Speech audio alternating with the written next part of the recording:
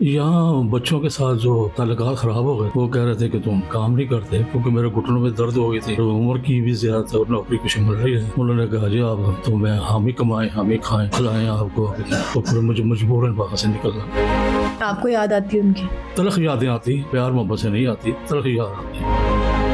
लोग तो कहते बेटियां रहमत होती है, लेकिन मेरे लिए जहाँ हमने उनकी तरफ देखा है जिंदगी, उनको भी हमारी तरफ देखना चाहिए। जहाँ उनको रखते हैं हम वो चीज़ खरीद कर देते हैं, उनके बच्चों के कपड़े, उनकी ख्वाहिशातें, ये कर रहे सब पूरी करते हैं। तो हमें सिर्फ एक रोटी की वजह से दबाव में रखा। मैं मशहूर हूँ, बहुत बहुत रसवा कर दिया, कत्ल से भी ज्यादा रसवा करना कत्ल से भी ज्यादा है।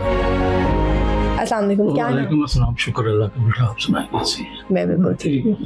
कैसे आए आप? क्या नाम है आपका? मेरा नाम मोहम्मद साबिर है। कहाँ से ताल्लुक़ रखते थे आप? मैं बुनियादी तौर तो गुजरावाला से थे, वो फिर रोज़ी की तलाश में इधर आ तो मुझे इधर लाहौर के ही शनाख्ती कार्ड वगैरह बन गया। फिर मैंने बुनियादी तौर कोचवान यानी ड्राइवर, अच्छा, वाल्वो बस भी चलाई, ट्राले बस से। उसके बाद मैं पीए में चला गया। पीए से फिर मुझे गोल्ड शेख ने मिले, तो 1907 में मेरी वाइफ मौत हुई। अच्छा, शोर की वजह से। और आप पूछें और क्या? यहाँ क्यों आना हुआ? यहाँ बच्चों के साथ जो ताल्लुकात ख़राब हो गए थे, ओहो, तो वो कह रहे थे कि तुम काम नहीं करते, क्योंकि मेरे घुटनों में दर्द हो गई थी और उम्र की भी ज़्यादा और नौकरी कुछ मिल रही नहीं थी। तो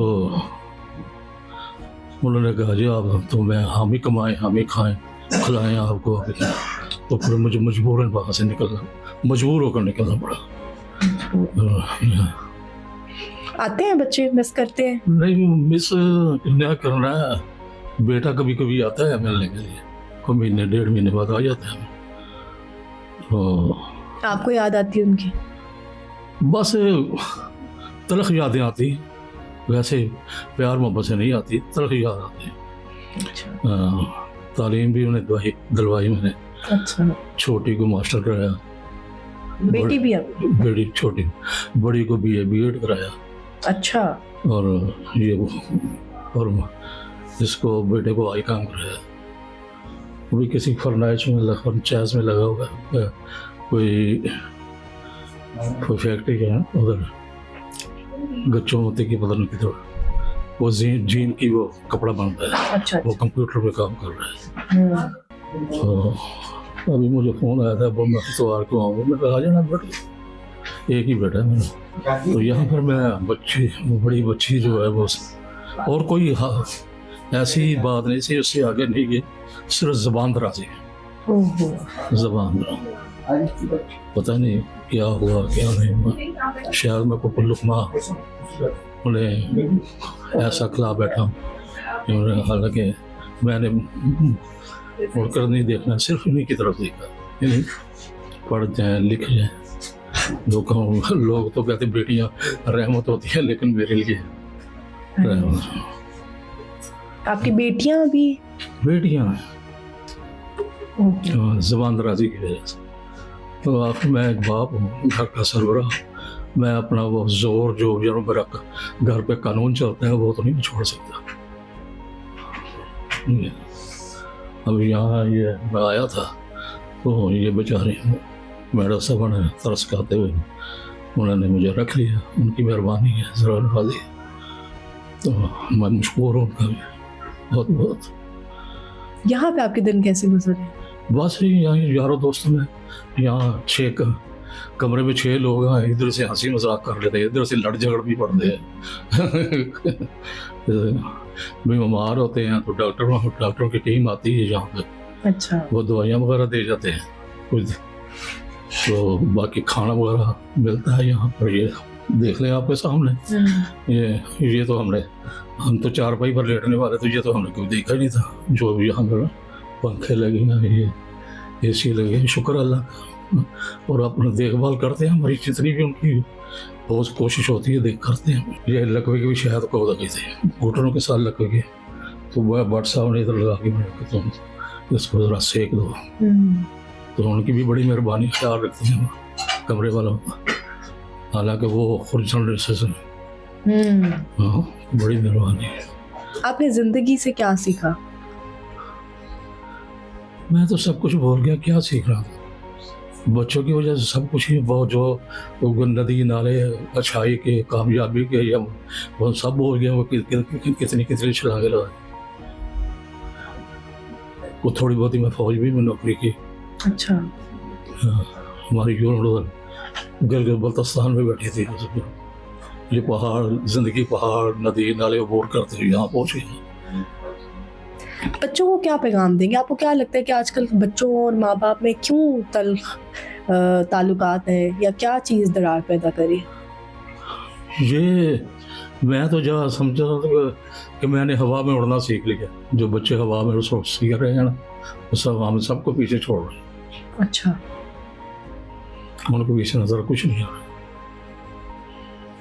क्या पैगाम देंगे आप उन बच्चों को? पैगाम यही देना चाहते कि अपनी इस्लामी रवायतें, इस्लामी कदरों को अच्छे हो, उनको देखो जो कुरान और हमारा हदीस जो कहती है उसको फॉलो करें। अगर वो कहती है कि माँ बाप को छोड़ दो तो छोड़ो, अगर वो नहीं कहती तो फिर तैयार रहो कि यहाँ पर भी आगे भी।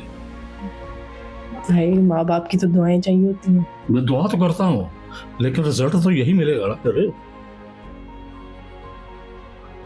दुआ तो मैं कभी बदुआ नहीं दी अभी तक। नई नस्ल के बारे में आप क्या कहेंगे? मसला जैसे नए बच्चे आजकल आ रहे हैं, वो हमारे से तेज है, काफी तेज है, और लेकिन ये जो अपना बर्ताव जो हो रहा है ना, वो नहीं अच्छा हो रहा। अच्छा। मतलब माँ बाप के साथ, माँ बाप बहन भाइयों के साथ नहीं है। अच्छा। माँ बाप तो बड़ी दूर के, बहन भाइयों के साथ अच्छा ज्यादा मुख्तलिफ। आप तो खैर नुमाइंदा आप देखते रहते हैं अखबारों में, खबर इकट्ठी करते हैं। किसी गांव में कुछ हो गया, कुछ हो गया, भाई ने बहन को कत्ल कर दिया, जमीन के जायदाद, जी माँ बाप को रुसवा कर दिया। कत्ल से भी ज्यादा रुसवा करना कत्ल से भी ज्यादा है।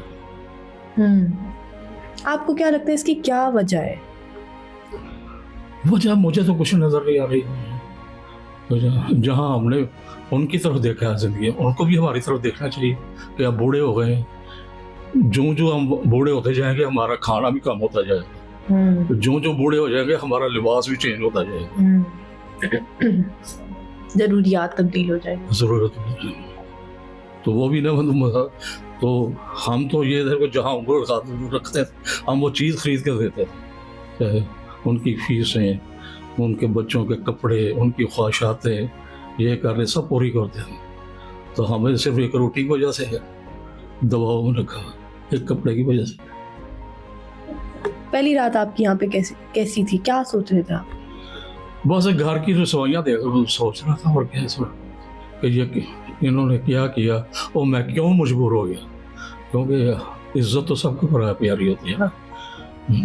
हालांकि किसी को कुछ नहीं कहता था, लेकिन ये है कि बाप की हैसियत से घर में डांट डपट तो होती है, क्योंकि मैं वो भी बात है ना, वो कहते हैं ना जहाज पर कानून जो है वो कप्तान का चलता है, तो घर में भी बाप का चलता है या माँ का चलता है। चले, बहुत शुक्रिया, बहुत अच्छा लगा आपसे बात करके।